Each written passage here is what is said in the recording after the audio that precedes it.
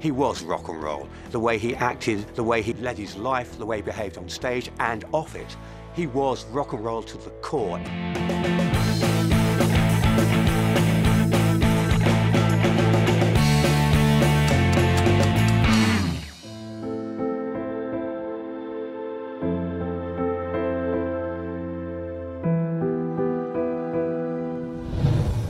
By any measure, AC/DC is one of the top acts in music history, with worldwide album sales that top 200 million and live concert spectaculars that have entertained legions of fans. The men of AC/DC are rock royalty.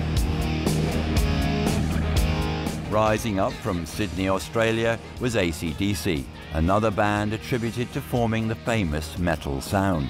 In 1973, Angus and Malcolm formed AC/DC, with Angus on lead guitar, Malcolm on rhythm guitar, and a year later they were joined by Bon Scott as their singer.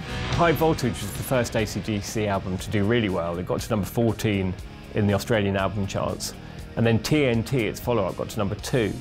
And the AC/DC sound on those albums was touches of glam rock, but really heavy rock and roll.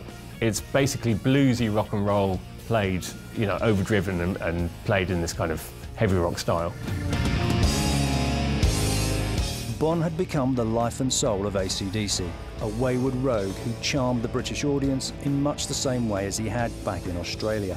And on the band's third album, Dirty Deeds Done Dirt Cheap, he also showed that he was developing as a unique lyricist. His lyrics just resonate with people. Street poetry, you know, he's just the best. Bon Scott as a lyricist was remarkable. The Dirty Deeds Done Dirt Cheap album actually sums it up maybe better than almost anything else. There is this feeling that Bon came to represent what it was like to be an Australian more than almost any other songwriter of the period. AC/DC had a major breakthrough in 1979 with Highway to Hell, their first single to chart in America.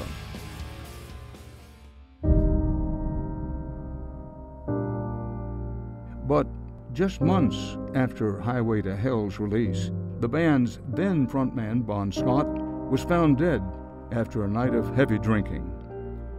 Grieving, yet driven by ambition, the band decided to carry on and hold auditions for a new frontman.